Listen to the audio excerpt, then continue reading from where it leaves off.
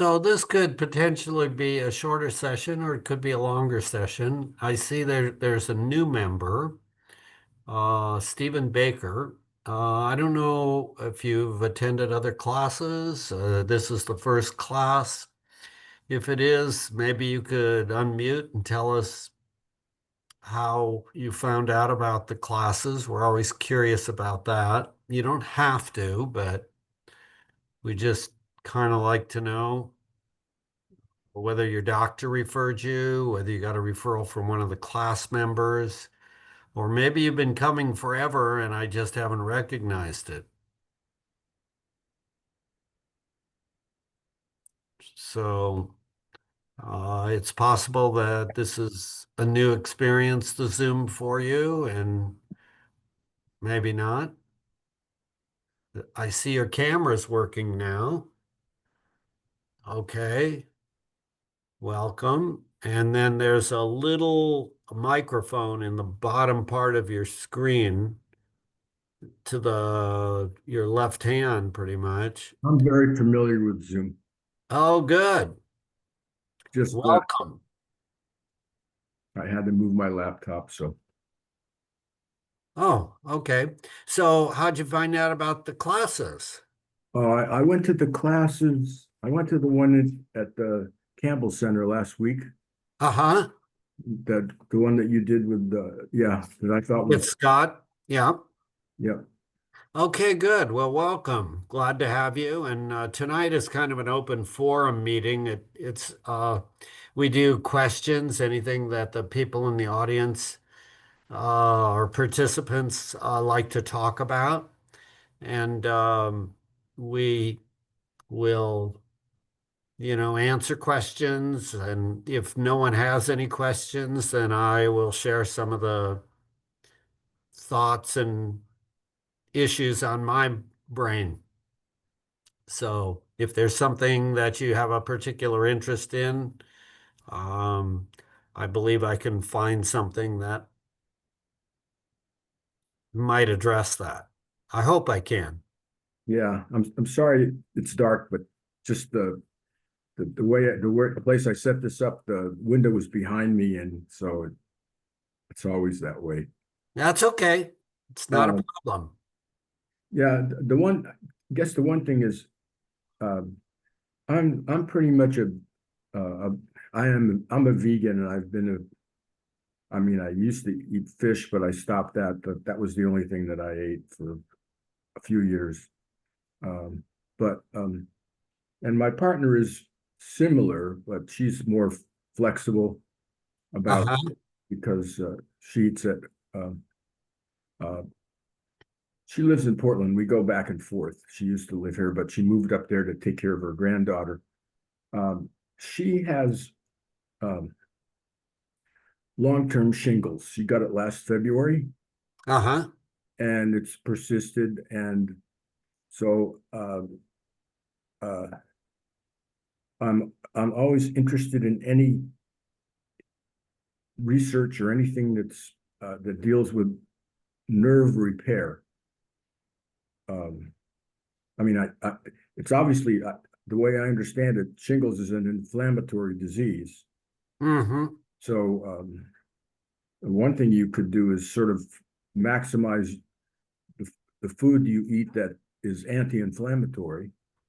Um, That's an excellent suggestion. That was one of the first things that I was thinking about. And so if she's eating sounds like she's not eating animal products much, like I don't know, meat is usually the one that people talk about, but eating dairy and eggs also can be inflammatory. They break down to free radicals. So eliminating those, eliminating oils in the diet. Oils can be inflammatory. And taking curcumin, turmeric, a quarter teaspoon, going up to a half, and then maybe up to a full teaspoon over several weeks to see if there is some anti-inflammatory effect from that. mhm. Um, Again, all of us respond a little bit differently. Some may get dramatic benefit. if you're using fresh turmeric or curcumin, make sure that you add a pinch of black pepper Mhm. because that will increase the absorption by about 2000%. So you're better off with powdered, regular dried cumin. Yes, I mean, as dried. opposed to the capsule, unless the capsule has pepper in it. Some of them do. So if you just take straight turmeric, you don't need the black pepper, dried turmeric. Well, either one should probably have the pepper with it. Oh, okay. So what's the ratio of pepper you would recommend? Is it Just a pinch. It's just a small amount. You don't need any major amount of black pepper with a quarter teaspoon of turmeric to start, and then go up to a half and add 2 pinches, maybe, just a small amount. okay? Yeah, because yeah, The other thing is if she's really, not able to sleep and that sort of thing, I know you want to try to do this with food, but it is nerve pain. And in the interim, taking something like gabapentin, low dose, might give her some significant relief. I don't know if she's ever tried that before. well, Um, yeah, I'm sure other doctors have recommended it. yeah. She was on gabapentin for over a year, and well, gabapentin and high strength Tylenol. She's still on the high strength Tylenol. Yep. Um, but then about February, she it was making her uh, not clear headed. Yeah. So she wanted to go off of that. So she went to a Chinese medical medicine person in Portland, Uh-huh. and she has this. She was she's been when she's home. She makes this tea. He provides her with a prescription that's written in Chinese, and she goes to a Chinese place to get the. Um, it doesn't seem to be. Yeah, it it's very uneven. It really hasn't worked out that well. And so she's tried the pain, uh, mitigating the pain. That's not really worked out very well. She sleeps good but one thing I'm curious about, she has this diurnal effect. She feels the best when she first wakes up in the morning, Mm-hmm. and then it gets worse and worse as the day goes on. So I'm wondering what kind of chemical process would be going on um, that might be responsible for that, and maybe there's some way to mitigate it with diet or with something else. So, does she have regular eating times? Like gets up and eats? Does she eat throughout the whole day or stop at a certain time? She gets up and she has this takes this tea at certain this Chinese tea she's taking at certain intervals now. She doesn't generally. She and I generally don't eat when we first get up. She gets up and makes her has maybe her Chinese tea, and then a couple hours later she'll make coffee. She has a coffee. She makes coffee every day and has that, and in the morning, and then she'll have a little bit. She'll have something to eat about 11 typically, and she gets up around 8. So And when does she stop eating for the day? she usually stops eating about 7. Okay, so that's a 12-hour window, which is a pretty good 11-hour window, pretty good window of time frame. If she doesn't eat after that, that's fine. Yeah. Now, does she have activities in the afternoon that she has, or does she uh, do not have much? It's very open and maybe winds. Well, yeah. Well, um, she and I both get up. She gets up and does. We used. I used to go to a really good. I still do. I go to a different PT, but really good PT in Eugene. Not because long story, but I was misdiagnosed with rotator cuff, and I was in anyway. So eventually, 90 days later, I got to an orthopedist, and he said I didn't have rotator cuff. I had frozen shoulder, so I got referred to. So we both went to good PT. So she does a bunch of exercises based upon that from years ago. Uh, so she does maybe 15, 20 minutes of exercise in the morning. I do maybe 30 or 40 minutes because I had a bad bicycle accident and it's to keep my knee mobile. And then she would, she's active. Uh, she takes a yoga class 3 days a week, Monday, Wednesday, and Friday over Zoom. Somebody she used to go to in person in Portland, and she does pickleball and plays golf with her son and daughter-in-law. So she's pretty active. She and I hike. I mean, if I'm up there, we'll go hiking. We'll go up.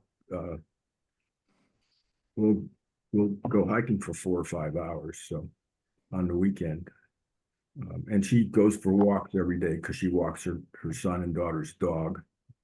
Uh, they live a few blocks away. So Well, well, it sounds like she's pretty active for sure.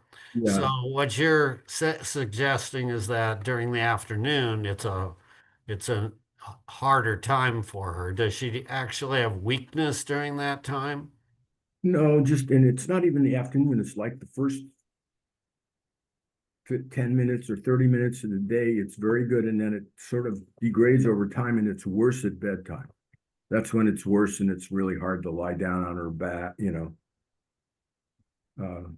It's hard down to sleep. I mean, she goes to sleep because she takes some uh, Tylenol, and she's used to getting a lot of 8 or 9 hours of sleep, um, but it's uncomfortable, on her back.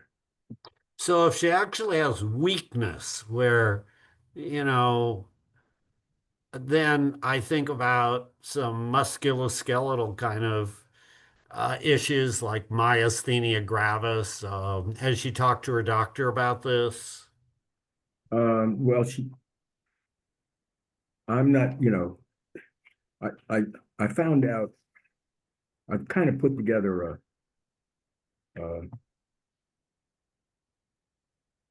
a tour guide of her disease that I'm going to send to some friends of mine that live in Boston because I figure they're closer to one of them is a doctor and he knows a neurologist. So maybe he can ask some people in the research community there. Um, she, uh, she generally doesn't have a weakness. It's just that I mean, we've gone we go hiking for 3 or 4 hours and she's not, uh, doesn't have problems with that. She's in physically, she's in good shape. It's just like, the first half an hour in the morning is good, and then it just gets worse and worse as the day goes on. And it's worse, it's the worst at night. Now, I don't know if that's because the meds are wearing, the Tylenol is wearing off or whatever. Have But you noticed her eyelids kind of drooping down a little bit toward the afternoon? um, I haven't, I will look for it in the future to see if that's an issue. Yeah, so if she were to go to a neurologist, he would likely check her for myasthenia gravis. And usually, when you have repetitive movement, you can get fatigue and weakness. You can get this what's called ptosis, where your eyelids drop out down in the afternoon. Um, you can kind of have some visual problems from facial weakness, difficulty swallowing, um, and it can be kind of mild or it can be more severe, the weakness. So it sounds like there's a simple test for that, but I don't know if she has enough symptoms. I think that an evaluation by the neurologist would be appropriate. I don't have any specific foods Mhm. other than if the weakness is due to depression, like not enough meaningful activities in life, but it sounds like she has plenty Oh of no, activities. it's not her And she's not necessarily depressed. If someone were in that category, then we would do more fruit and vegetables. Yeah, she's the one challenge that she she her daughter-in-law, well, they go back and forth. She makes food for the kids one night, and then she goes over to their house. It's 2.5 blocks away, and has dinner with them. Um, the daughter-in-law cooks with a lot of oil, Uh-huh.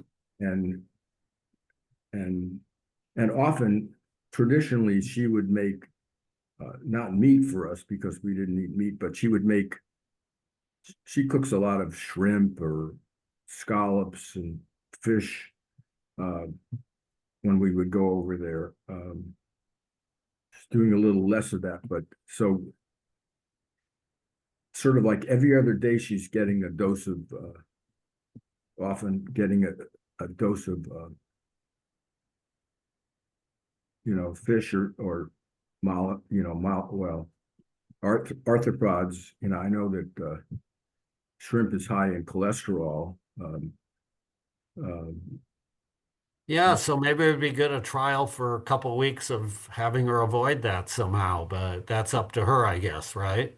yeah, it's up to her. I could talk to her daughter-in-law and see if we could arrange for a 2 week period and she also cooks everything in oil. So it's like the main course is sauteed, the vegetables are sauteed. The only thing that might be not sauteed is the rice. Yeah. That she's Yeah, that doesn't sound like it's the healthiest choice, but that's how many people do it. And so um, that, it's possible that your wife is suffering from that. So it's sure worth a trial to restrict that for a bit. Mhm. And the other thing is I had her, well, I'm taking up all the time too. Maybe other people have questions too. Well, we are going to kind of transition for someone else, and then we'll come back if we have time, okay? Okay, sounds good. All Appreciate it. right. So, since we have Lisa Chick here tonight, we are anxious to hear what she has to say about her residency, and we love to see that name pop up in our class here. And I know many of you are familiar with Lisa. There may be some new faces that aren't, but she's followed along, started the book club and Facebook page, and participated in classes throughout the year. And she's now in her family medicine residency program. So I'm not going to say anymore. Lisa, tell us how your life is going and what's the good and what else do you want to tell us about? Sure. Hi, everyone. It's been a while. I think it's been too long, but I just started orientation for family medicine residency in Ventura. So today was day two. Next week, all the interns all over the country officially start work in the hospitals and in the clinics. So try to keep yourselves out of the hospital next week. It's not a good time to go. Good advice. Yeah.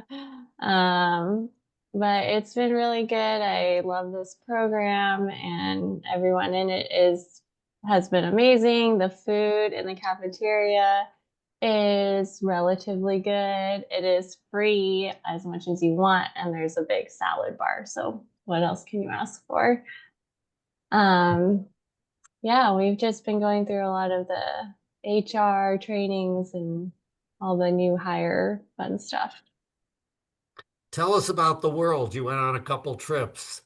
I did, yeah, I graduated in May, and before graduation, I went on a trip. We flew to Rome and then to Athens, and then we took a cruise from Athens through some Greek islands to Barcelona. And then there's a massive power outage in Spain that spanned from Portugal to Spain, I think Germany and parts of France. Like it was off the grid for half a day. And then a few weeks later, I went to Mexico with some friends, and then I decided I should stay in the same time zone for a little bit before I start residency. Well, that's great. Good that you had some other world experiences.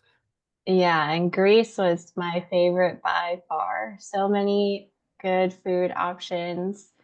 You know, you can get kind of tired, for me, you can get kind of tired of Italian food every day, Yeah. but the Greek food, so good.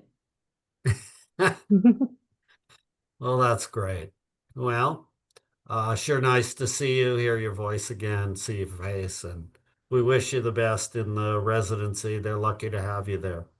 Thank you. And I'll just plug in that Agata is taking over for the book club. So she's a first year, soon to be second year medical student at Western. And she's very passionate about lifestyle medicine as well. So I'm handing it off to her. And they're having another meeting this week on the China study on Thursday. So um, I'll put there's an email, a different email now. So in case anyone new here wants to sign up for the book club, I'll put it in the chat.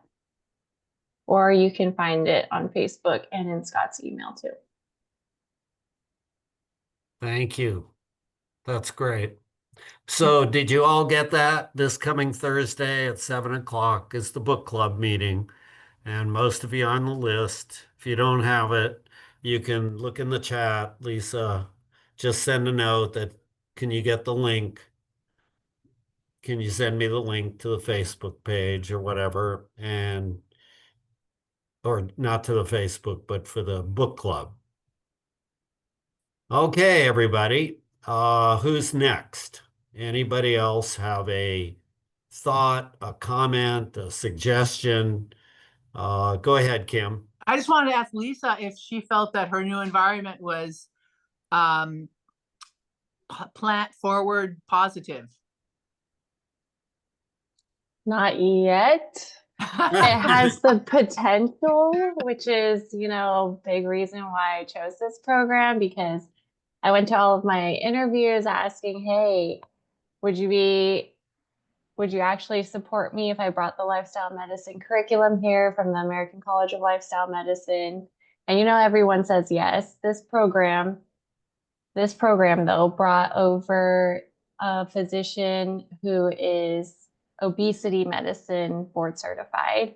And he's also a doctor of osteopathic medicine. And so he has this holistic perspective, lifestyle medicine type of perspective. So he will hopefully be my key into introducing the curriculum there. I've been a little bit disappointed with the lunches that they've offered so far. At first they didn't have any vegetarian options, and then I think when I asked about it, then they had some, but it was just like bread and different, the lettuce, tomato for the sandwich. So I will probably just make my way to the cafeteria separately just to get myself something a little more substantial. Yeah. Well, good for you. Thanks for the question. Okay, Doug, you're unmuted. I just had a question. Do they still work medical students like dogs, or have they used since, people of my generation, my friends went through medical school? Yeah, so in my contract, every program is different. But in my contract, I could be working up to 30-hour shifts. Most of the time, I think people may do 24 more commonly, and that's sort of the maximum I hear people actually doing, but technically it could go up to 30. And probably Dr. Ross, I don't even know if there is a limit when you were doing residency. Yeah, I did a 1 year rotating internship, and there was Oh, no that's right. limit. No Yeah. limit. It was like you stay until you take care of the patient and whatever. And actually, my daughter, when she went through her emergency medicine residency at Hennepin, uh, she actually did a neurology, the neurosurgery residency. She was on call every other day or something like that, and she was falling to sleep at work, something she's never done before, but she was totally sleep deprived, and I was worried about her getting in an accident or having her health really um, upended. She survived it, the month or 6 weeks, whatever it was. And now she's been, I believe it's close to 15 years into emergency medicine and is doing fine. So, I have a question for the group though, because there are studies and you have to outweigh the risk benefit, but there are studies that show that having many physicians cover shorter shifts allows for more error because you have to pass your patients on to the next doctor and the communication errors happen the more times that you do that. So, as a patient, do you feel better having less of those communication opportunity errors, or do you feel better about having a doctor who hasn't worked as long of a shift?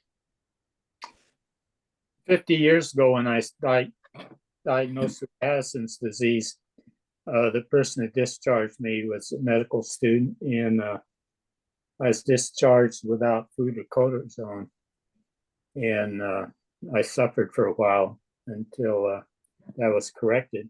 But when that young man came in, I've never seen anyone look so exhausted, and I think that's the reason why it slipped up. Yeah. Now, this hospital has just gotten a new EMR system. It's called Epic, very popular. You may have heard of it before. So much training involved with it, but there's so many automatic systems in place now to make sure patients get what they need as much as can be done without human work. so I'm going to give you a little take one more time on the Epic and clicking the boxes and making sure the boxes are checked off. You know, the Epic came about along with other medical record systems, supposedly to keep a patient's record, make them easily transmittable to some other place that talked with Epic, which doesn't always happen. Um, but also to tick off the boxes. Did you get your mammogram? Did you get your colonoscopy? Have you prescribed a statin for the patient who has the other? And ultimately, it's still supporting what I don't know, I call and others have called a sick care system. Our system rewards people for um, another visit, another procedure. And so, in the insurance company interest and for the reimbursement for hospitals, Epic is a good tool. It helps them get maximum reimbursement and those sorts of issues.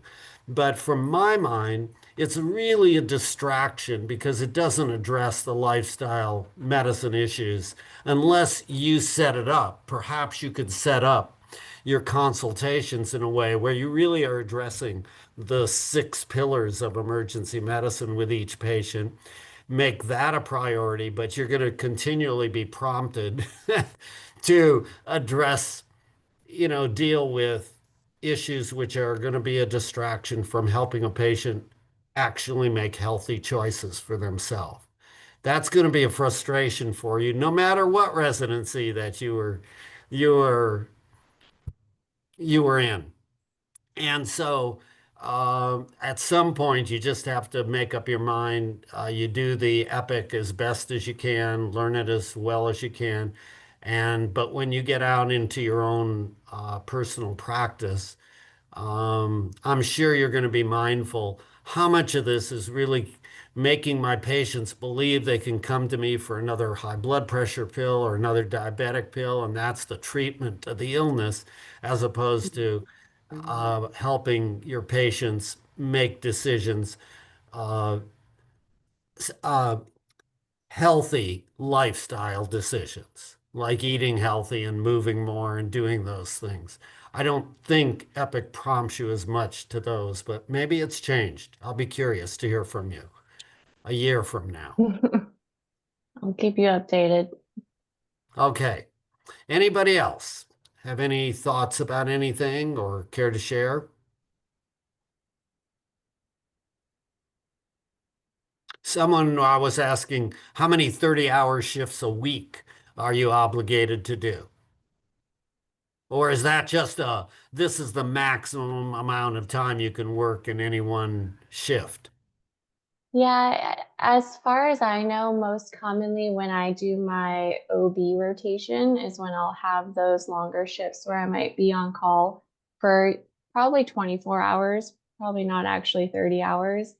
And I think we might do that maybe just once or twice a week during that OB rotation. Um, that's as far as I know right now, but we'll see what happens when I actually go through it. Next week, when I start, I'll be starting with general surgery. But there shouldn't be 24 or 30-hour shifts there. Yep.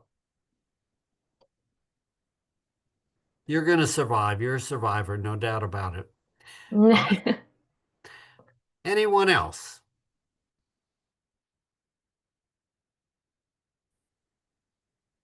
I have a brother-in-law's semi-retired at the University of Washington, and he complains about the computers. You have to enter in so much information.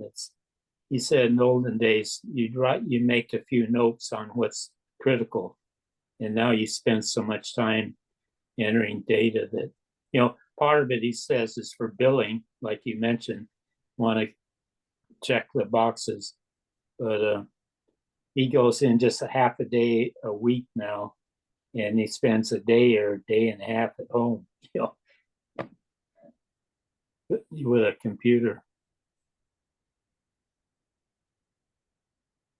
Yeah, I was gonna say too, I have a bad tooth and I've gone to a dentist, and they take x-rays and then they send you to the tooth check person. It's not the person that takes it out. They take set of it. It doesn't seem like they share information between practices anymore, unless you insist that they do it, Mhm. I mean, they'll send a little report that, okay, the tooth needs to be removed, but then you have to go to the tooth extraction person. They'll want to take new x-rays, even though you've already had 2 sets of x-rays done. So and maybe that's more of a problem in dentistry and not in medicine, but it just seems like that seems to be a problem sometimes. You have this data system, but it's not shared between practices. Now, maybe in a hospital, it's a little different because, you're all working under the same umbrella, but. Well, it just happened with my wife like that. We were playing pickleball, hers for the second time. Last summer, she played the first time, and then 5 weeks ago or 6 weeks ago, we were playing pickleball, having a great time, and she fell backwards and fractured her distal radius. Wound up in the emergency department for 6 hours, tried to reduce it twice. It was extremely painful. They didn't offer procedural sedation for her. They just gave her some Dilaudid. It was horribly painful. She wound up having some flashbacks over the experience in the emergency department. Wound up having surgery 5 weeks ago. And of course, she's had this splint in place the full time, but the new doctor has to do x-rays again, even though the x-rays are the same as what they were back in the emergency department when they took the x-rays a couple times. So Yeah, we hear what you're saying, and there is a lot of duplication still, and that's part of the sick care system that you get compensated for doing procedures, as opposed to just keeping them healthy. So I mentioned that pretty much for Lisa's sake as to what's going on with Christine anyway. She's been doing her exercises and, you know, wrist is improving and it's been 5 weeks. Next week gets the repeat. Hopefully there's callus formation noted and that she's told a good report. All right, who else?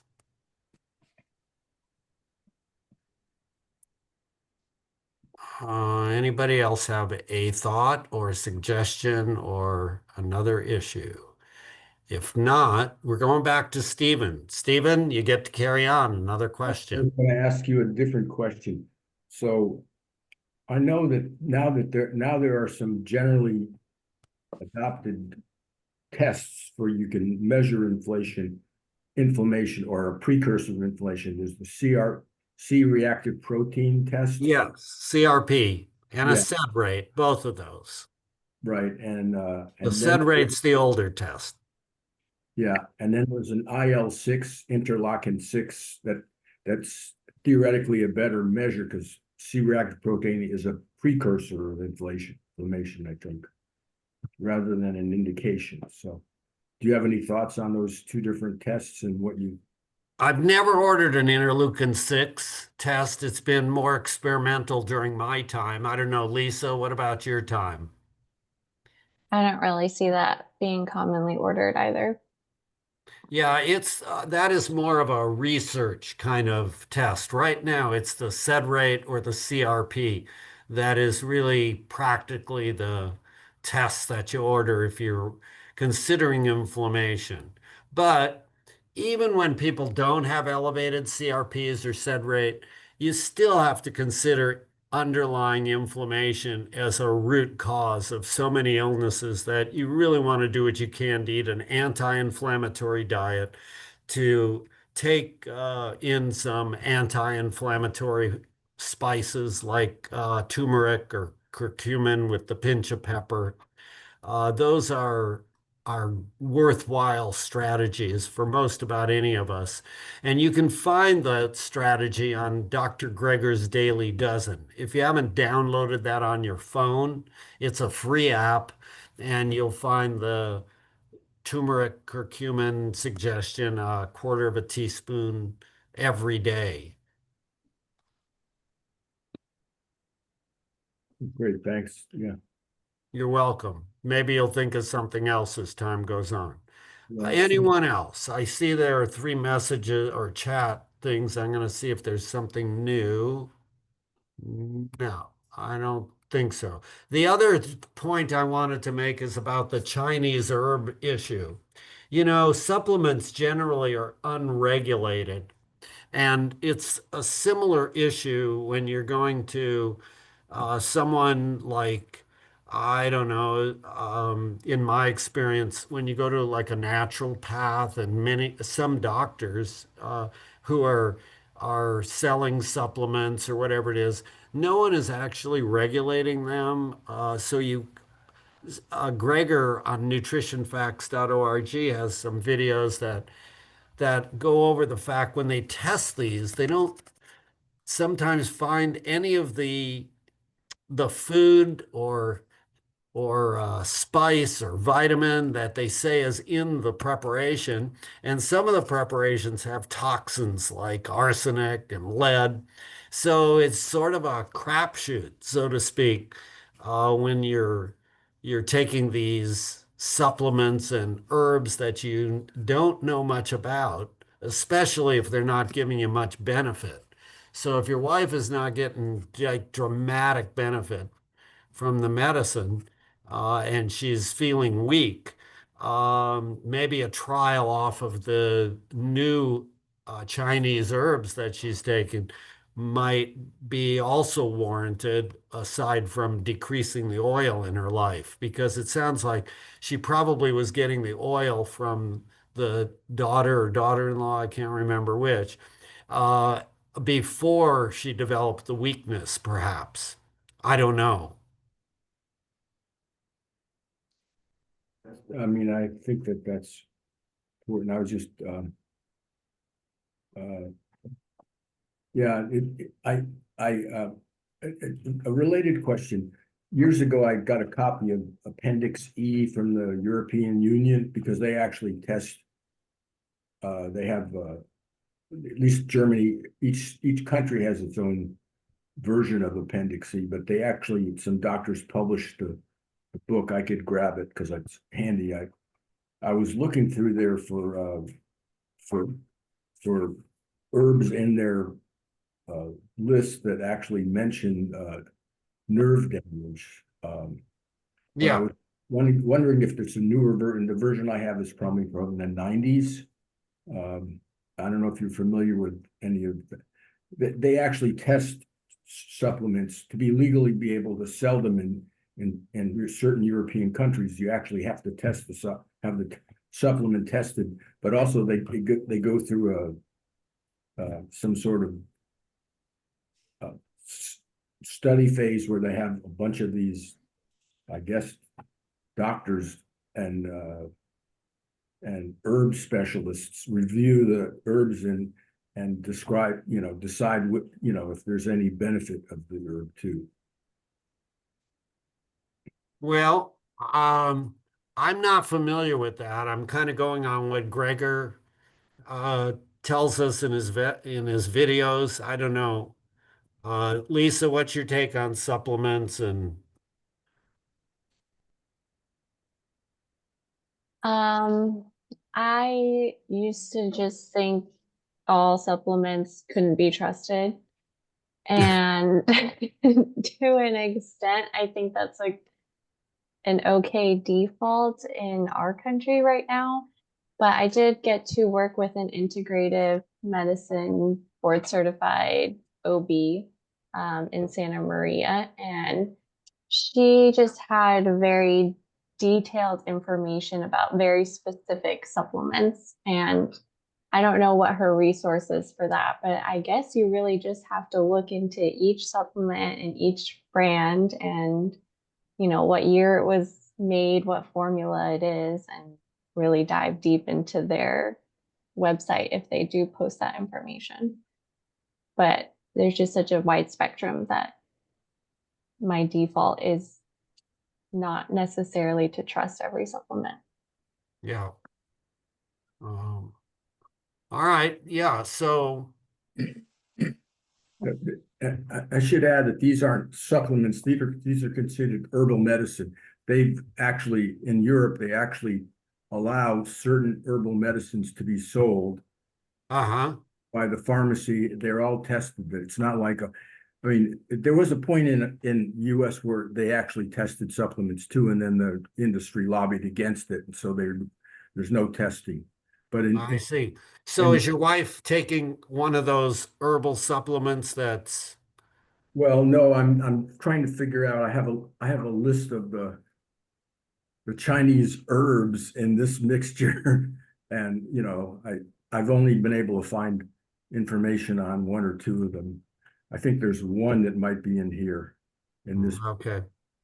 So it's not really no, I just was curious if they had a newer version because I haven't. I'll send you uh, the title and the stuff so you could see if it might be of interest to other people. Okay. I wasn't aware of that. So yeah, I'd like to see it. Yeah, but it's in Germany, herbs can be prescribed just like drugs, but only ones that have been passed the test and are in this Appendix E. None of the other herbs can be sold over the counter. So, Okay. but that's different than the US. The US system is just a Wild West and Yeah, whatever Gregor says, what $100 billion industry or something, or $10 billion, exactly. yeah. All right. So we have a question on sleep. What might you suggest how to wind down to be able to sleep earlier? I'm not sure exactly how early you sleep, So I'm not exactly sure how to go about that, but I kind of get the point. You want to, I'm not sure what you're doing up until the time you go to sleep. Are you watching the screens like TV, like being on your computer, like being on your phone? Um, and if you are, that potentially could make it a little harder to get to sleep. If you're turning on the lights just before you go to sleep, that's going to kind of reset your circadian pattern of sleep.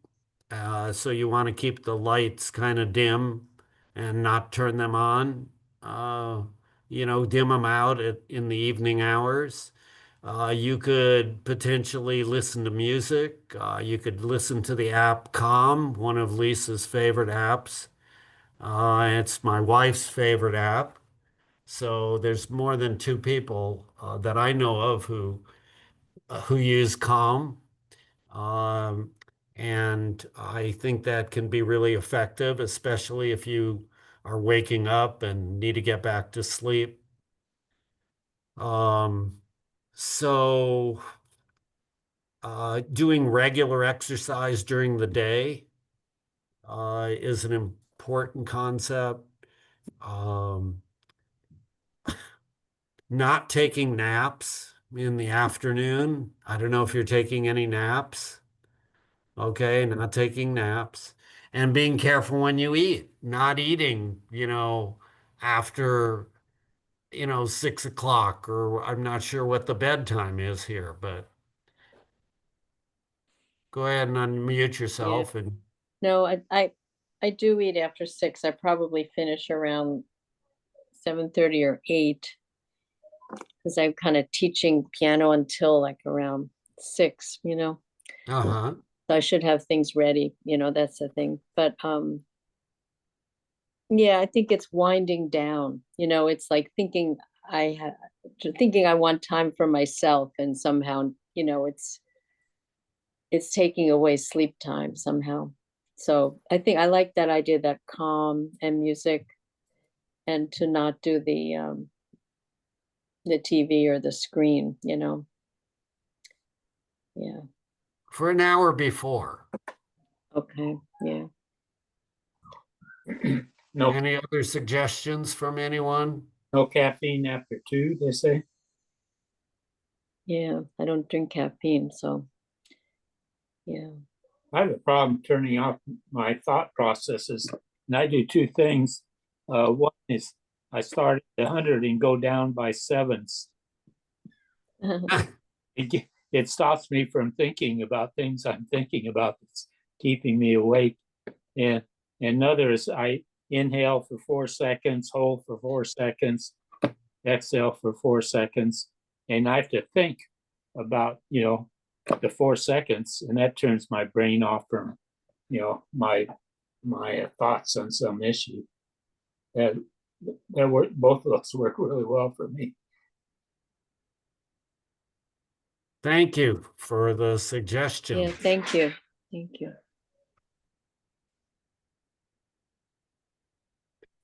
I love talking about sleep, and I feel like I might do a fellowship in sleep medicine maybe after residency. But I missed a part of what Dr. Ross said, but the Circadian Code was such a good book to help understand how your circadian clock works. And then the Why We Sleep book was definitely a favorite by Dr. Matthew Walker.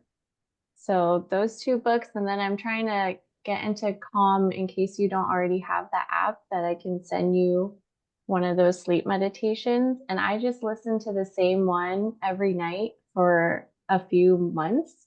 And then eventually, as soon as it starts playing, my brain knows it's time to go to bed. And so listening to the same one for me helps. And it's a body scan. So it tells you to focus on certain parts of your body, and same thing as what Doug was saying, it just takes your mind somewhere else. Keep going. Okay, that's great. Can you say the two names of the books again? This one is Why We Sleep by Dr. Matthew Walker. It's one that we read in our lifestyle medicine book club several months ago. And then the same for the other one is there's Circadian Code by Dr. I think that one was Dr. Ponda Sachin. He has a few books. I had a nephew who's like 30 years ago or more. He was a crewman on a nuclear attack sub, and seemed like he said that they set the time maybe less than 24 hours. I don't know if that's true, because that's so many years ago. But have you ever heard that the circadian code really, when you're isolated like that for a month or 2 months, I guess, underwater, you don't have the sun, and they adjust the lighting or whatever. Have either of you ever heard that? I believe it's actually a little bit more than 24 hours. Okay. Yeah. And they've done those studies, and you're in a black, dark room and similar situation. But in the books, they've also talked about how people who think that they're more of a night owl and just can't help but stay up at night and then maybe wake up later the next day, when they take those people camping and they sort of sync up the body's circadian code with nature and the sunrise and the sunset, it doesn't take very long, maybe 2 nights before they start sleeping earlier and earlier without any issues. So you can always go camping if all else fails. Out in your backyard. Lisa, or Dr. Chick, I guess, because now you're a doctor, right? Yeah. Resident doctor. If you're working with that obesity specialist, it would be really helpful then for you to be studying the sleep stuff, because I think there's so many issues with sleep and obesity and apnea and all that stuff, which is all related and so important. So good that you're doing that. Definitely. Yeah, go get your sleep studies if you're thinking you're snoring at night, or if you wake up with a sore throat in the morning. So Dr. Lisa, you had said that, I was trying to understand, you said that app is Calm, the Calm app, but then there's a body scan that is part of that? Right. The Calm app is, I think you can try it for free, probably for a week or so, maybe a month. And then you might have to pay for a subscription. But I was trying to log in because I had a subscription and I can send you a specific meditation. So that's what I'm trying to work on to Thank get you. to you, but having some trouble signing in right now. Okay, thank you for thinking to do that. I Yeah. think the subscription is only like $60 for the year or something like that. It's not a real spendy subscription. There are a lot of free meditations and sleep hypnosis-y kind of things. And UCLA Mindfulness Center also has quite a few sleep meditations. So you can get them for free too. Yeah, and depending on your insurance, Kaiser, for example, you can get the Calm subscription for free. And then another free meditation app that I like is called Smiling Mind. It's based in Australia. Thank you. Thank you. Thank you, Lisa. So I want to address one of the questions in the chat room about PSA level. That husband test came back as 5.66. And is this, is it okay? What's the issue? So some of this is dependent upon the age of the person, and also kind of dependent upon the race potentially. So the range depending on what the age is 63. So 60 to 69 years old. For Asian, less than 4 is is considered normal. For African American, less than 4.5, and for Caucasian, less than 4.5. And then so 5.66 is just slightly elevated. Some of this may be dependent upon what the last test that your husband had. And if it was like around the 4 to 5 range, it may be just related to enlargement of the prostate, prostatic hypertrophy, which is a benign condition. Um, I imagine there is some risk. It could be 10, 15, 25% that this is an early stage prostate cancer suggested. But that's the problem with doing the PSA testings for screening. If your husband has not had any symptoms whatsoever, then now what do you do about it? Is this a really slow growing test or a cancer? If it were a cancer, it could be so slow growing that it may not affect his health for the next 25 years. And so you say, well, is it something we need to do something about? And that's now puts you into the realm. Do you want to do biopsies? Do you want to do testing?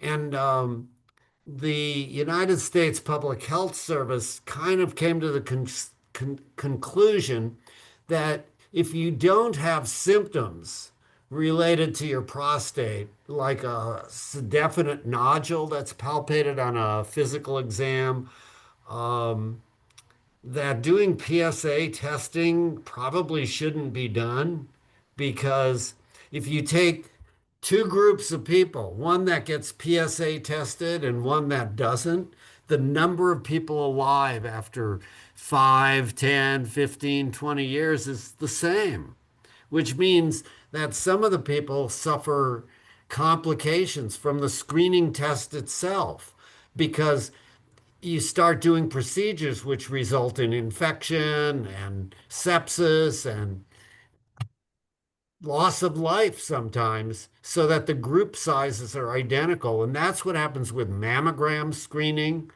Uh, Last visit my wife had to her doctor, she said mammograms are scam because people's lives are not being saved. It's not early detection.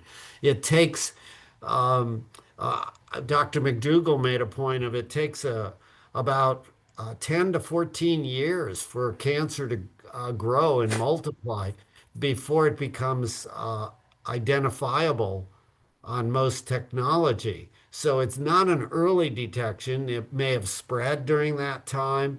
It's sort of a late detection, and it's a distraction depending on these screening tests to keep people from actually making the choices of eating healthier, moving more, dealing with stress in their life, the 6 pillars. So I guess my question back to you is, was this done as a screening test or was this done as a diagnostic test? If it was done as a diagnostic test, then it would be more significant than if it was just done as a screening test. Yeah, you think it was screening. So if it was screening, you're going to go through the ups and downs of, do you want to do this? We think you should. The urologists are going to encourage you to go ahead and do biopsies. They don't want to be sued because they didn't pursue a test that was slightly outside the normal range.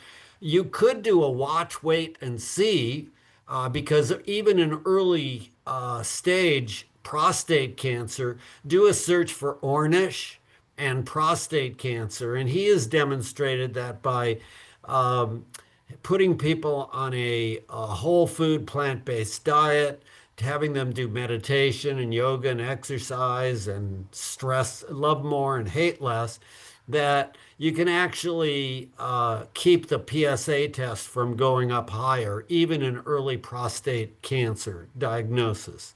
So you may want to do a Google search for Ornish and prostate cancer, his study on that, that you may find helpful as you negotiate that. And if you need to talk some more, let me know.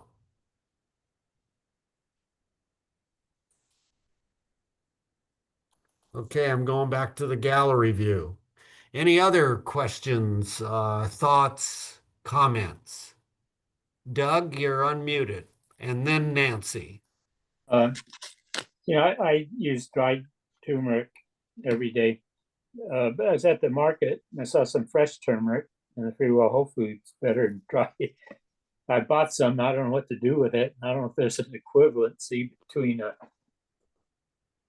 you know, So you brought fresh turmeric yeah, and What- as opposed to the powdered form. yeah. I haven't actually dealt with that. I think that the powdered form, a little dehydrated, so it's going to be a little, about a teaspoon or a quarter of a teaspoon of fresh. You could grate a quarter of a teaspoon of the fresh and add a pinch of pepper to it. I Yeah. think it would be fairly close to the same and probably a bit healthier than the powdered form, but I don't know that for a fact. I guess I'd have to do a little research on Gregor's site. Have you looked there and done a search for turmeric? No, All no. right. I'm going to do that when we're going over the next question. I'll see what he has to say on his daily dozen because he has that here, that on the daily dozen app. I was looking at Dr. Greger in one of his things. I don't know if that was an old one, but he said milled flaxseed is good for 4 months. Uh, Flaxseed Yeah, is good for 4 months. yeah, It could be even longer on your countertop as long as you don't crush it up. Once you crush it up, it can spoil over a period of time. So he recommends keeping it in the refrigerator, and that's flax meal that you're buying or you're making. I mill it. I have my own little grinder. I mill it. And So if you mill it every day, then yeah, you can keep it literally for months on your countertop. the The seeds. yeah, but that's not what I'm saying. I thought Once you mill it, I thought I think it's Once you mill it, once you grind it, you should put it in the refrigerator. And I think he said it might last for a month, something like that. I'm really embarrassed to say this because I first started coming on your program probably a year and a half ago. But when they talk about the milled flaxseed, 1 tablespoon, is it you take 1 tablespoon of the seed, mill it, and then eat it? Or is 1 tablespoon of milled because it doubles in volume when you mill it? So we've been doing a tablespoon of the seeds, but you have a good point there. It could be a full tablespoon of the milled. Um, that's not going to hurt you. Yeah, Probably be healthy. And if you're doing the totally milled a tablespoon, I would go with that actually. yeah. Yeah, I eat that every day with cereal, so I measure out 4 heaping teaspoons and throw it in a little seed grinder. A little, actually it's a coffee grinder, but it works fine. And then I just throw it in my cereal. I just do that every day. And I have an extra little grinder I take with me when I travel. I just throw it in my suitcase with, a bunch of seeds so I can take it everywhere I go. So I have the answer for you on the Daily Dozen. It's 1 tablespoon ground is what he recommends. I don't know what that means. That means that it's, oh, well, so That means that it's already ground a tablespoon. Okay, So I So, found this, I found that 1 tablespoon of seeds, when you grind it, it makes about 2 tablespoons ground. right. When I've worked, in my kitchen and everything, so anyway, just FYI.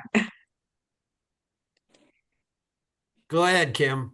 I disagree. I think you have to be really careful with those seeds because I've bought them and presumably they've been in the store on their shelves and they're rancid. So I think you have to be careful with nuts and seeds and keep them in the fridge. I don't think you should keep them out. Or Okay. smell them and taste them before you do anything with them because I think they do go bad pretty easily. So just be careful.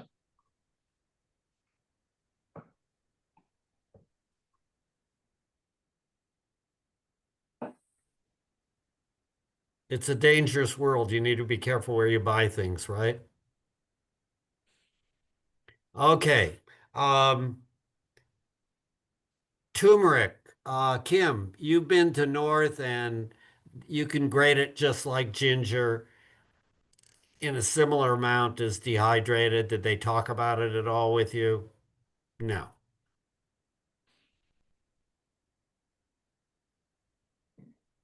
Okay. Who's next? So I have a question. Yes, I Nancy. have a I have a sister-in-law who's obese, and she went to a dietitian, and the dietitian was telling her it was not her fault that she was obese. And I'm like, um, is that really good advice to be giving people? Well, it's an She attempt. doesn't want to eat right, but It's an um, attempt not to be shaming people about their overweight. I think that's what she meant by that, that it's not her fault. But again, um, I don't know that that necessarily, you have to follow that with, look, our foods are made so that they're addicting and we're eating highly processed foods. And, you need to kind of add that. Um, and that results in you becoming overweight. This is not a conscious choice on your part. If she had follow-up, but maybe your sister only heard the one sentence and that was the end. The brain shuts off everything else, like she's saying, well, I don't know. You know? I've given her or loaned her, I think, one of the How Not to Die books, one of Dr. Uh-huh. Greger's books. And she, well, I remember she told me one time she walked a whole lot, um, and didn't lose any weight. I can't remember. It was a long time ago that she was telling me that. And then I keep reading that generally exercise doesn't you don't lose weight by exercising it without the That, diet. that's right. And You can't and exercise a bad diet. Unless you right. become like a marathon runner or what, Ironman contest person. It's just you have to do too much exercise to burn it off. It doesn't work. You need to be choosing foods that are lower in calorie density. Yeah, and I mean, I go over there and she'll have cookies around and stuff like that. And it's like, well, if you want to lose weight, and I'm not sure she really wants to, I don't know, but she's got arthritis or something. She kind of sometimes has to walk with a cane and stuff. And I'm like, I just don't see anything anymore. But it's kind of frustrating that she has all these health problems that could be helped, and she really doesn't want to do anything about it, I guess. I don't know. I Well, don't know how you deal with people like that. I have relatives like that. Okay. And it's a frustration. When I help other people and I get these inspiring stories of people getting off of their medications, they're losing weight, they're feeling great. And, it brings joy to my heart. And then I have a relative or a friend who I make every attempt initially to try to encourage them to read Gregor's Daily, How Not to Die, or go to his website or whatever it might be. Set an example for the people I interact with, and I can't help them. And it is frustrating, and I've come to accept the fact that, um, each of us gets to make a decision for ourselves. And I feel good that at least I've planted the seed. Whether they choose to water it or not, that really is up to each individual person. And it may not be me who makes that, who influences them to start watering. It could be someone else they meet on the street. And with your relatives, it's particularly difficult because every time you mention something about maybe they should do something different, it can be really taken as I'm not okay. What's wrong with me? Why are you continually criticizing me? Whereas someone you don't know very well may take it a lot better. Well, the thing is, a long time ago when so okay, what the was I can't remember when she and my brother got married. But we were both chubby, we were both kind of fat, and we were both interested in nutrition, and she'd taken nutrition education, and I just always assumed that she would be interested in this stuff. But it's like she just doesn't want to hear it. But So I don't you're know. sad about that. Yeah? What? You're sad about the Yeah, fact that your sister doesn't want to do sister-in-law. what you know will help her. Yeah, and I was obese for a while. And I mean, I've had weight problems all my life. And I guess my part of my problem is I figure if I can do it, anybody can do it. You know what I'm saying? You know, Mhm. because it was kind of took a change of thinking, but I don't Well, know. keep setting the example for her. So, Yeah, well, yeah. Hey, I walked the Inca Trail in last November at 75 and um, I mean I keeping up with doing exercise, vigorous stuff and so on that I don't want to quit doing that stuff. And so that means I have to stay um, in reasonably good shape. So, absolutely. Well, keep doing it. Keep setting the example. Sarah. Thank you. So I wanted to ask you something, if you knew about, like, I went to a dermatologist because actually I had this thing on my nose and it looked like, I don't know, it was like a little blood blister. And then I kind of took care of it with warm water, went away, but then it didn't go away. And then anyway, so then I thought I'm going to go to a dermatologist. So I went to the dermatologist and then she saw something under here, which I thought was some kind of, when I Googled it, it was some kind of herpes thing. It was just a little flaky. And then also here, which it was like, I remember when one of my grandkids like pushed my glasses and then I had a ouchie there. So anyway, she did, all of a sudden, she was doing nitric oxide or whatever that is here. Liquid nitrogen. Thank you. Thank you. I don't even know what I'm Okay. talking about. Yeah. Liquid nitrogen over here and over here. And then she took this out for a biopsy and then something right below my neck for a biopsy. And, I just felt like a little bit, I was like railroaded. I have no idea what happened, but anyway, when I walked in, the lady that was helping, I guess she's a nurse, she said, "Oh, that's a strawberry something." I don't know what she said. Strawberry hemangioma. There you go.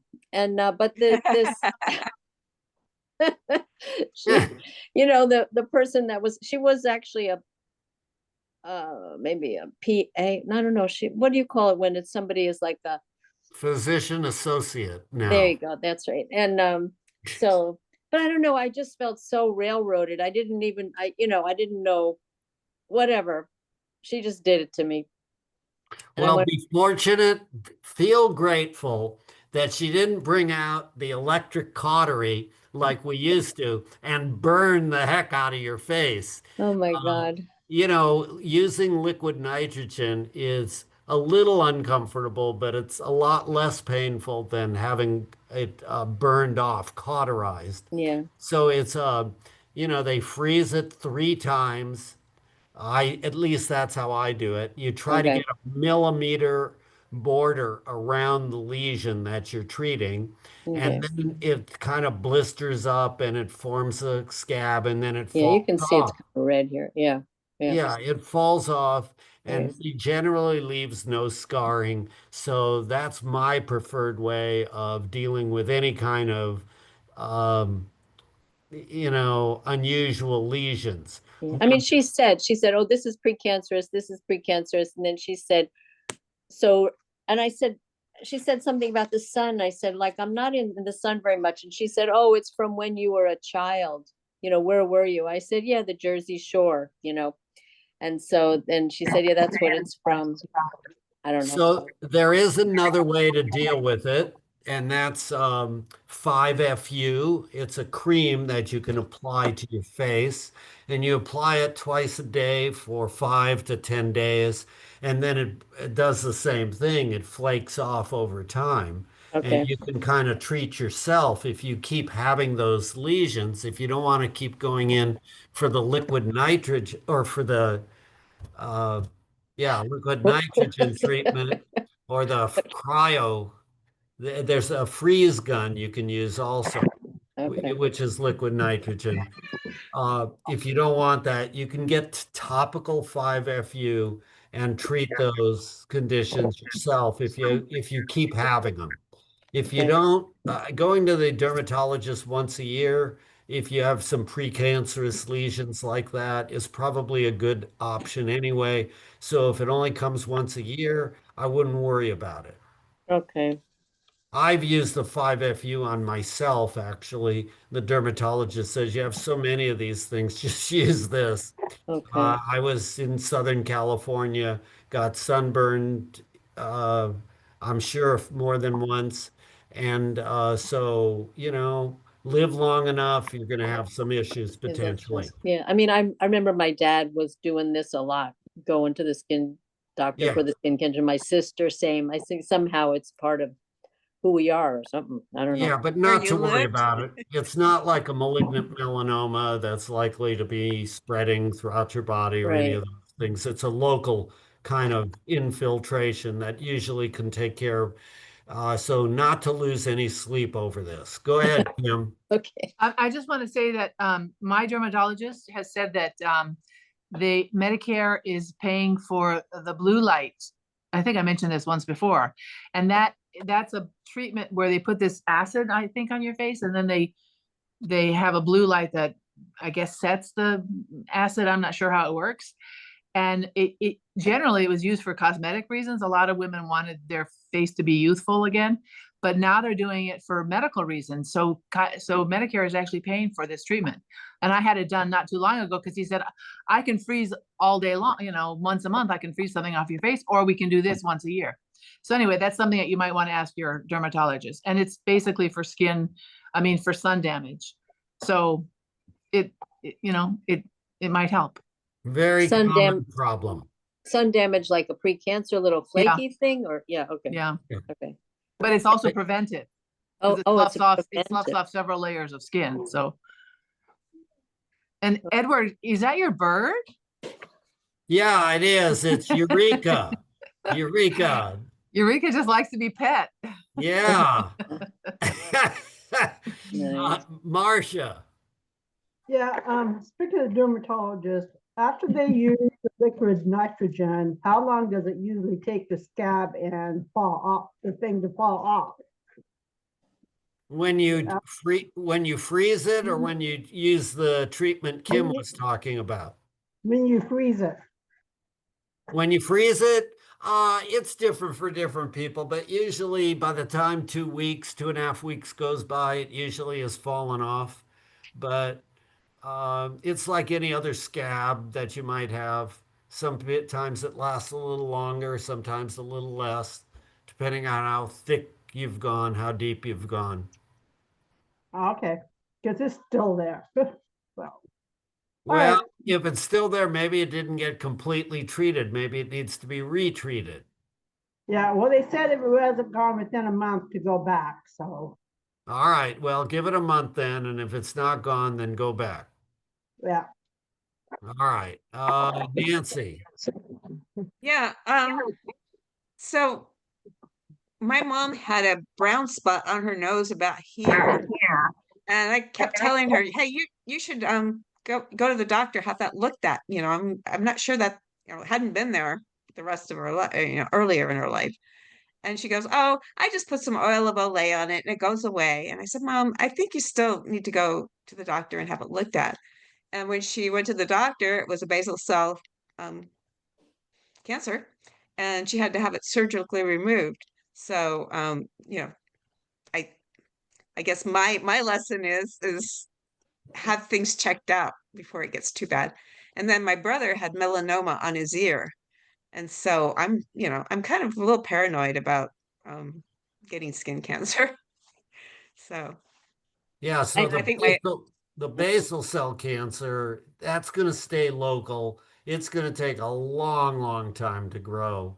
And you're going to be able to deal with that by taking it off without too much worry. It's the squamous cell carcinomas and it's the malignant melanomas that yeah, are ones that's that what my brother had. So can spread so and and then I think everybody else has had, some kind of skin cancer of some type, minor, except for the melanoma.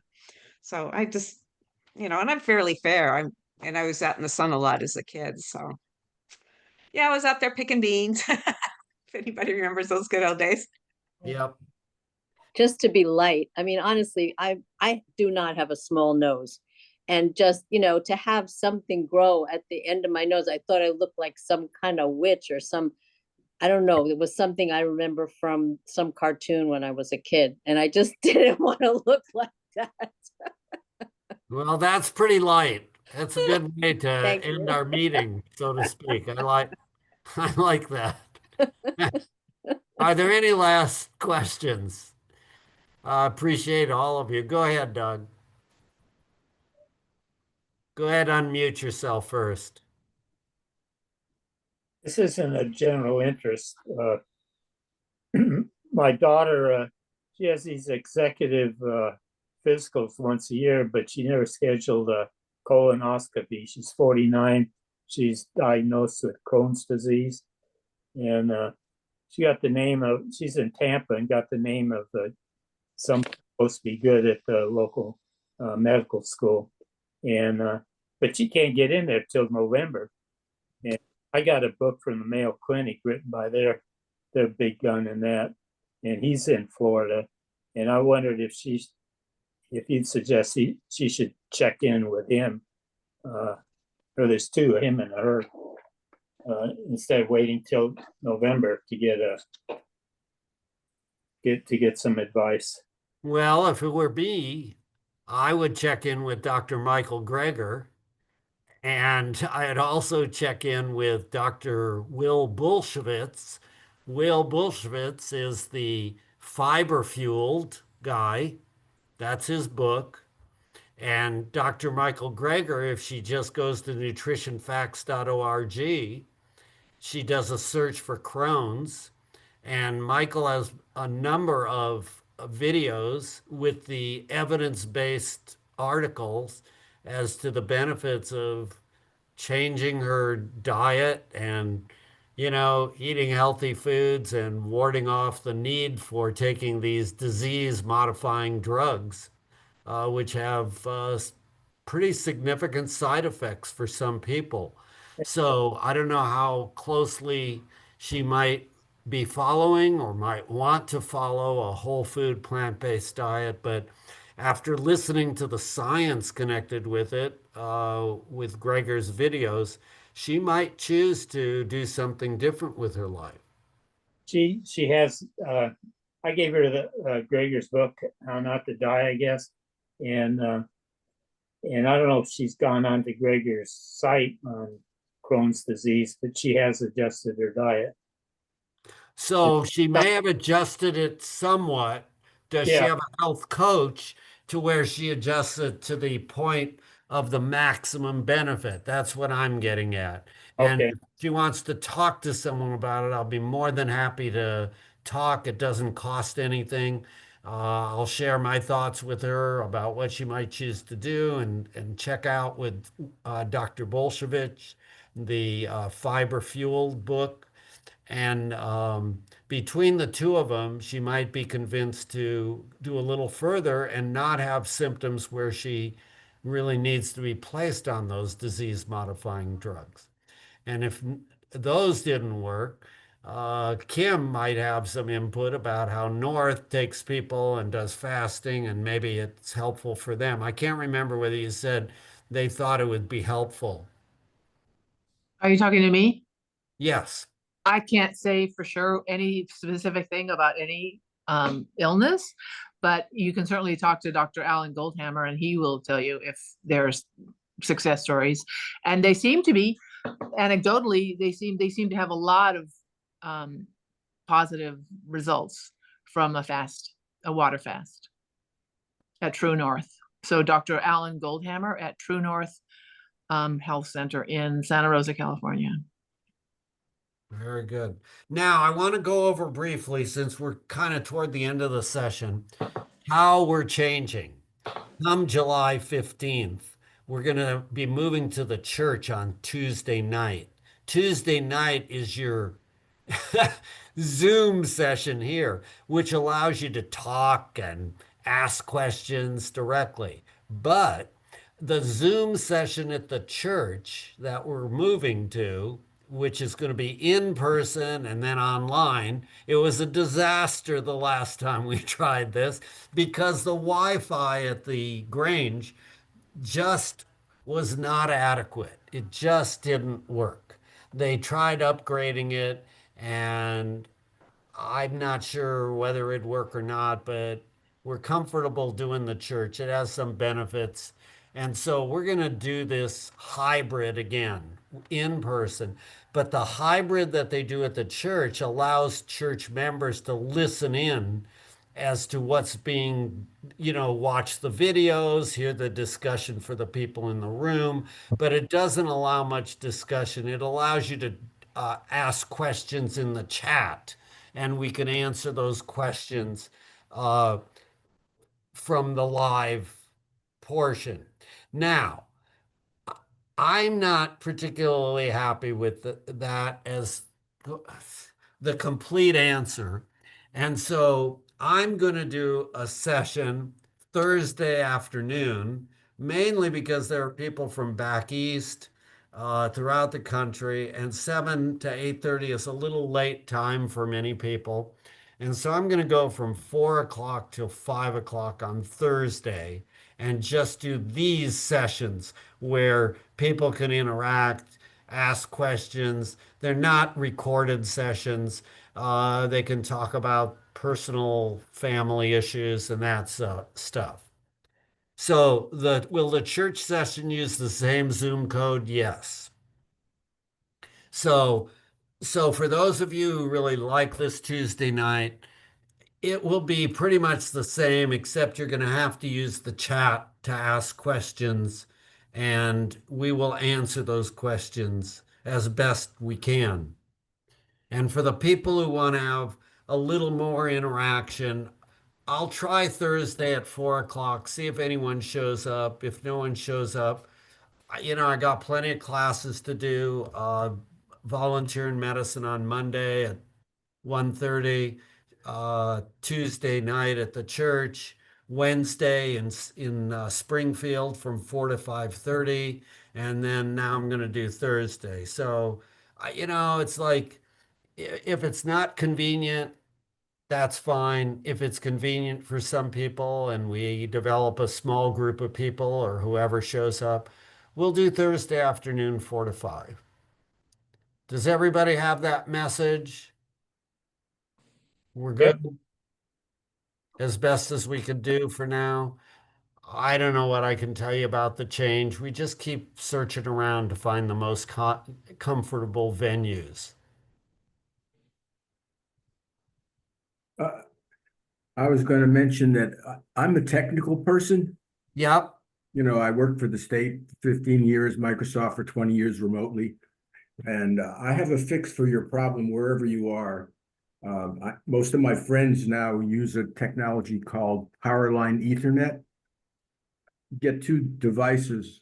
I could go upstairs and grab one for you. You plug it into an outlet near where the router is, and you plug that into a socket near the router, you know, a network socket.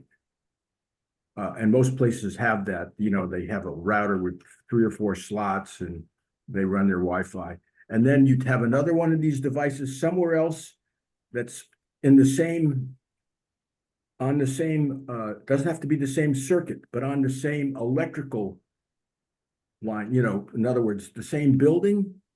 And it takes the internet and it translates it to a signal over your electric wire. And at the other end, it takes it back out and makes it into a network connection you just plug into your machine. So you would need to have a network connector on your machine or a USB to network connector. And then you can use that anywhere and don't have to use Wi-Fi.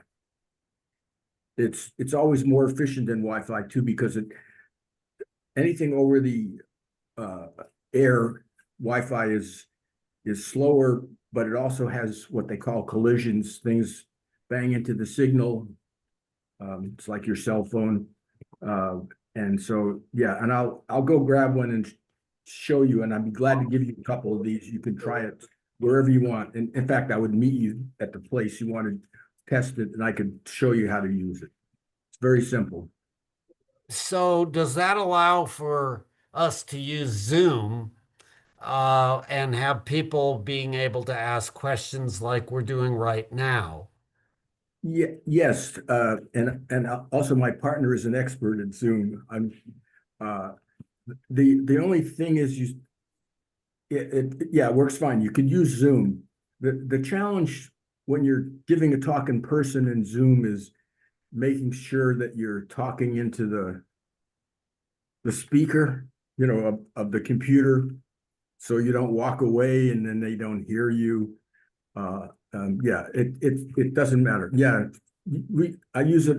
I'm using my computer right now downstairs using that technology because I never ran a network wire to my dining room table. Edward, have you heard of this technology or whatever? I've heard of it, but I've never used it myself. But I was gonna say, another bottleneck we're running into is the processor and RAM on the computer that you're using. Yeah. It can run the stream, but as soon as you open like a browser window to try to play a YouTube video, then everything like stalls. Well, again, wired internet is much faster. So then you're less likely to have those stuff. Again, and if you have an issue with your computer, I could be glad to come over. I mean, I fixed 2 of my friends' computers this week already, and you know, a friend of mine is now using this instead of Wi-Fi because his Wi-Fi was, you know, unreliable upstairs. So I'll go grab one to show you what it looks like. But I'd be glad to meet you somewhere and demonstrate it, give you a couple of these devices. They have to be paired. So one by the network connection and the other one wherever you want. I mean, I could take the same device and go to the kitchen, or I could go to the living room, or I could go, you know, anywhere in my house and plug it in and it would work. So it's old technology that never caught on in the US. It's used in Europe. So, you know, like for example, eWeb is reading your bill, your electric meter bill, by sending information to essentially a mobile phone tower. They have towers at every one of their big substations. In Europe, most of the utilities measure your electricity by sending the signal over the electric line all the way back to their central office. So they don't use mobile technology for that. And they have to do something special because whenever they come to a transformer, they got to sort of bridge the signal across the transformer, you know, some wire that will allow you the signal to go across it, because normally it wouldn't go through the transport. So, you know, the All big. right, well, we're going to discuss this further. I'm going to let everybody go. Yeah, And then I'll stay on here in the room. And if Edward, if you want to stick around and see what this is about, that's fine too. Or whoever else wants to watch it. You want to go grab what you were going to show us? I'm gonna grab and show you, and I'd be glad to give each one of you a pair. So each one of you can use this wherever you want. Okay? Hang on, I'll grab it.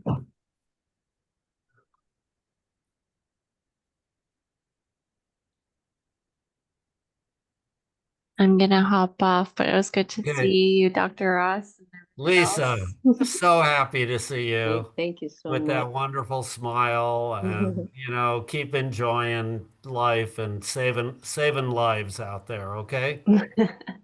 Will do. Check in after surgery, maybe. Okay. And Bye. I do have a conversation with someone, a prior med student who told me he wanted to consult with me Thursday at 6:30, but as soon as I get done talking with him, probably be a half hour, I'll log on, probably maybe a little late, but we'll see how long the conversation is with him. Sounds But good. I probably won't be at that meeting, but I know Agata will appreciate it if you're yeah, able to find. we want to support her for sure. Sounds Thank good. you for making those arrangements. Best to you.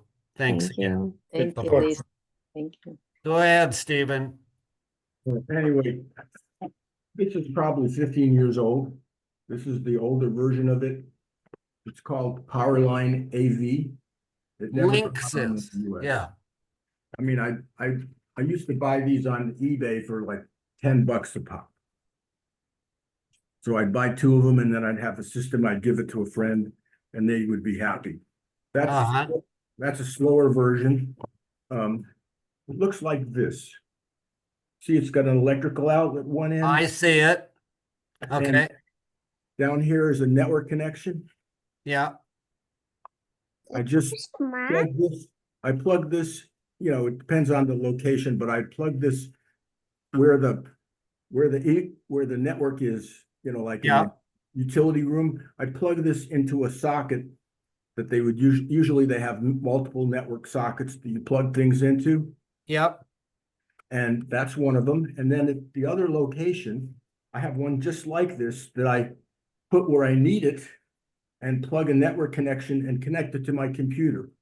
This is my network connection to the computer, and it's going right now to one of these. All right. So you need, I mean, I'll supply you with all the stuff you need.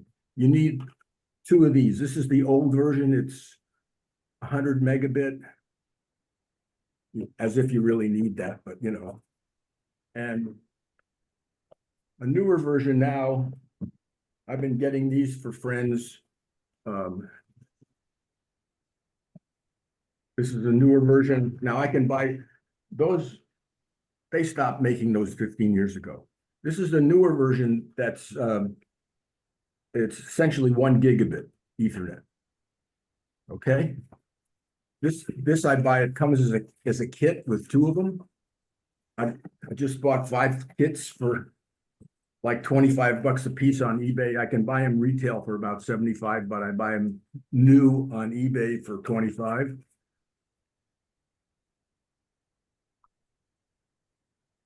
It comes with 2 network cables. Maybe you get a longer one depending on where you're located or where you want to, where you want to be.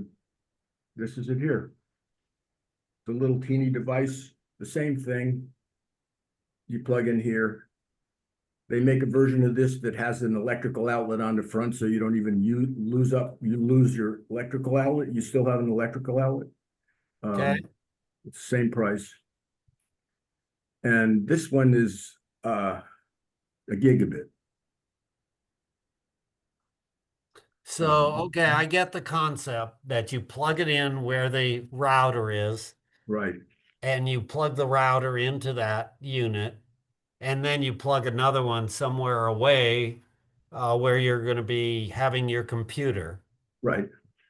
and you're using that rather than the Wi-Fi. Yeah, so I mean, what you would need is, you know, a network connection to your computer. Very often, I don't know if you don't have one built in, they have a USB to network connection, a little adapter you can get for that. I even have, I'll show you just so you know.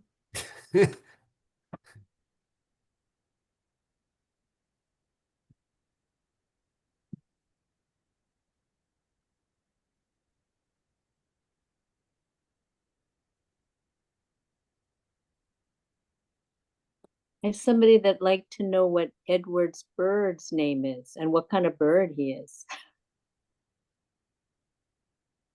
Her name is Eureka, and she's a green-cheeked conure. Conure. Beautiful. What's my name? This is my Eureka. phone. For certain phones, not all phones. The older Apple iOS phones, you don't have, they didn't support an adapter, but any kind of more reasonable Android did, and the newer iPhones support an adapter like this that I don't know, get for maybe 10 or 15 bucks a piece. Plug it in, got a network connection to my phone. So I can use my phone over Ethernet, and you don't even have to, you could be in airplane mode. It doesn't care. It'll connect over Ethernet. Now, the one thing about these devices is because this is a battery device, right? You know, this, as opposed to a computer, which doesn't have to power the hardware is already built into the computer. This has to power this, so it uses up battery life faster. Now, I make a version of this that has a place to plug in your charger too. But, you know, the ones I usually give people are the ones, you know, that don't have a charger port. Because you're not going to be on this for 6 hours. You know what I mean? Yeah.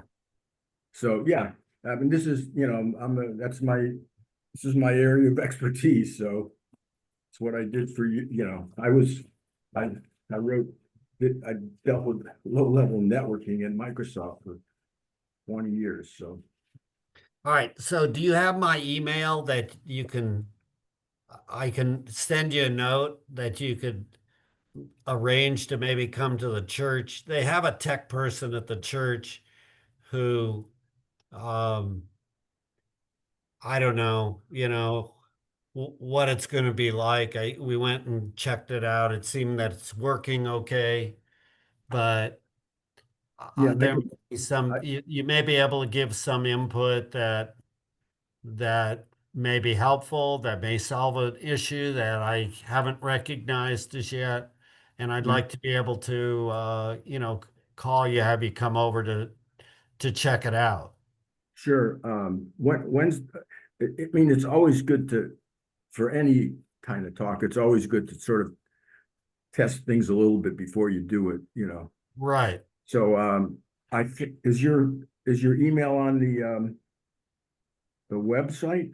It is, but I'll give it to you now. It's Katanya Ross at msn.com. Okay, let me, CAT like a cat. Henley, let me just put it right into my,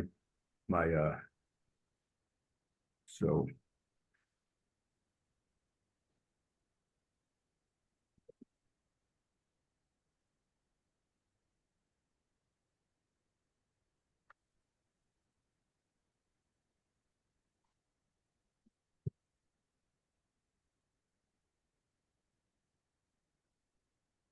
Well, I'll tell you what, just put it in the chat and I'll copy it out of there.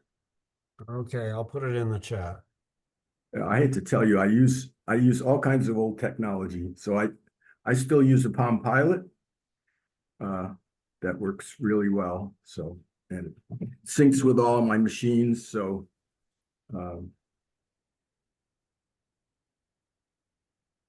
Oops.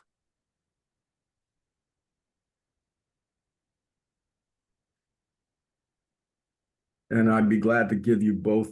What I would do is I'd come and you bring with both old and new technologies. The new technology is a little more forgiving about the wiring, you know, sometimes works over worse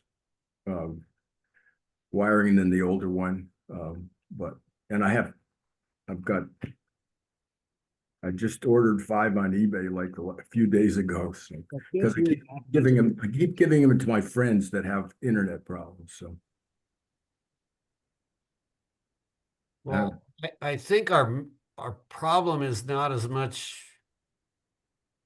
Well, I don't know whether we'll have what the problem is going to be when we get to the church. The church system seems to work well.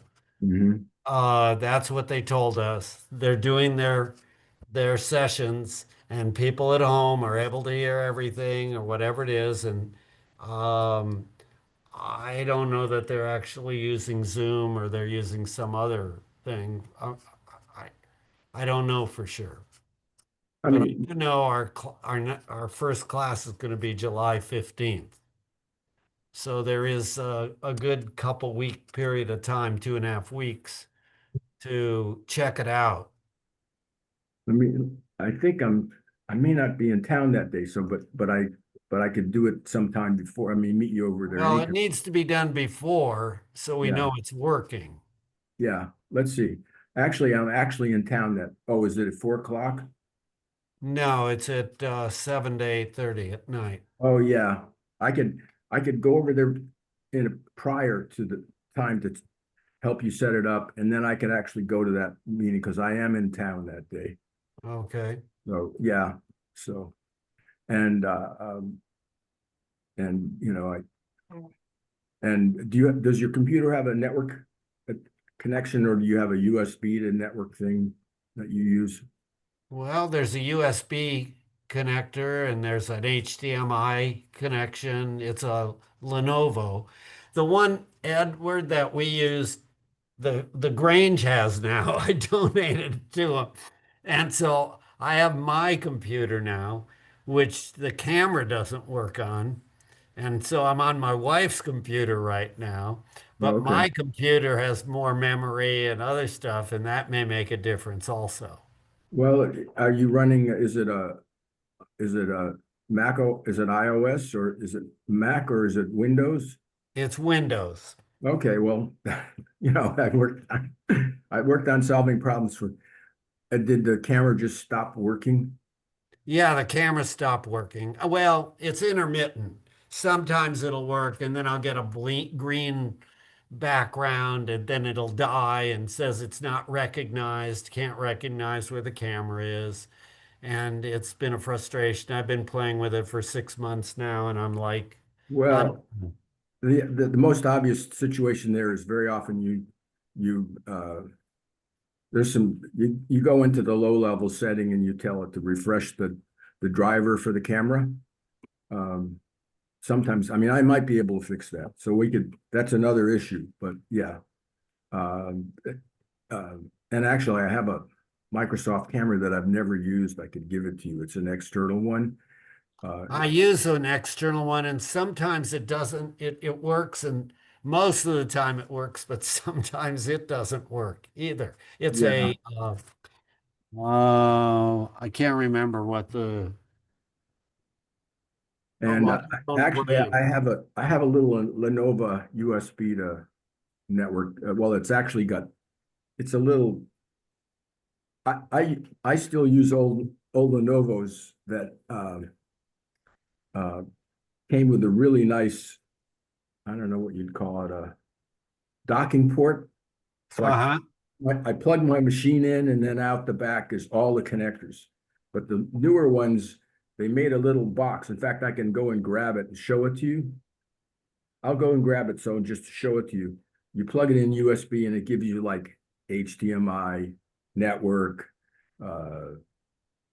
I've got a Logitech camera. A what? A Logitech. Okay, a Logitech. Logitech. Here's the Logitech camera that I used. I have an old Microsoft one that should work, so I never used it. So because I didn't need it, I have a built-in one in this laptop. All right. Well, in the interest for my wife's sake, I've been at it long enough. I need to go deal with those issues. Send me an email. Okay. We'll try to arrange a time. Yeah, we can arrange a time sometime next week. I can Yeah. meet you and try to go and meet you over at the church.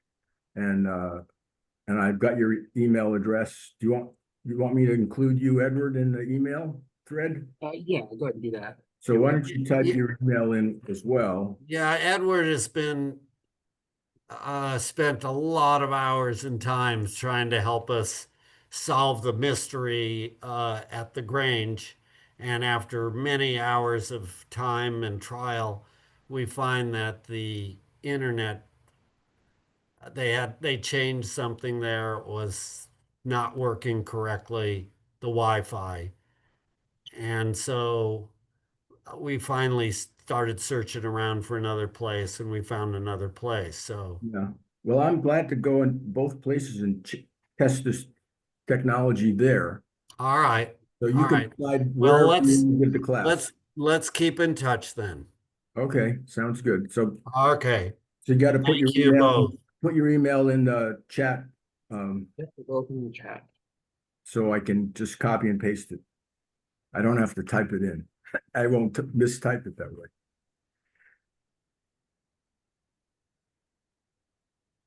Yep, both emails are in the chat. Oh. Oh, is yours the Kirachas? Okay, I had Katina, I copied the wrong one for Dr. Ross. I copied yours for Dr. Ross. Okay, easy to fix. Yeah, mine is Katanya Ross. Okay,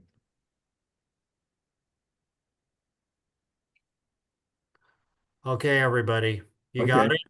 I got it. So, Thank you for your help and okay, discussion. Till the next time, all right, sounds send us good. an email. Bye-bye. Take care. Thanks.